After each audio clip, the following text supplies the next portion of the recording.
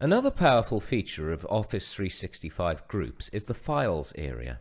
You can get to it by clicking on the link towards the top of the screen. Now, the Files area acts as a central file repository for the files from every member of the group. Anybody can upload a file, anybody can make a new file here, anyone can edit the files, download them, and also delete them.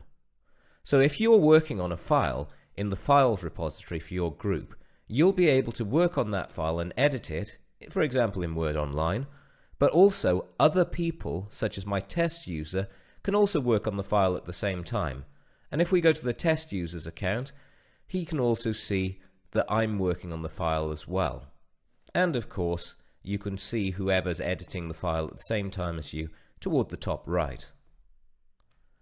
The Files repository also has a Shared with Us section, and that allows people to share files not just to an individual user, but to the entire group.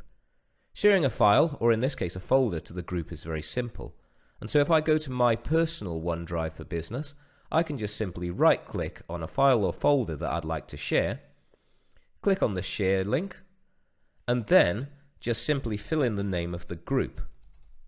Now as I start typing, it'll auto-complete just like any other name or email address, so I can click on it. And now, notice that it says, rather than one person will be invited, that one group will be invited. So if you're ever concerned that you're accidentally sharing to a person, you can just look here to confirm that it's actually a group named that, as opposed to perhaps a name for a department head or anything else. I'm going to set the Can Edit option to Can View, because I don't want people changing any of the contents of this folder or deleting any of the files in there.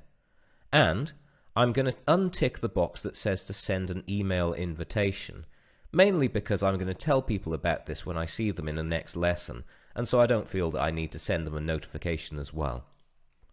Once I'm happy with all of the settings, I click Share, and then I get a notification telling me that that folder has been shared.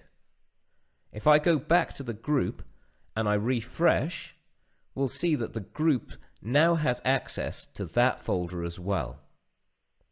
And so groups have not only their own personal notebook and also their own conversations where you can send messages to the whole group and also have conversations going back and forth between different members of the group, but you also have a central file repository that you can use to ensure that everybody can work on files at the same time, be able to share them, and have access to all the resources they need.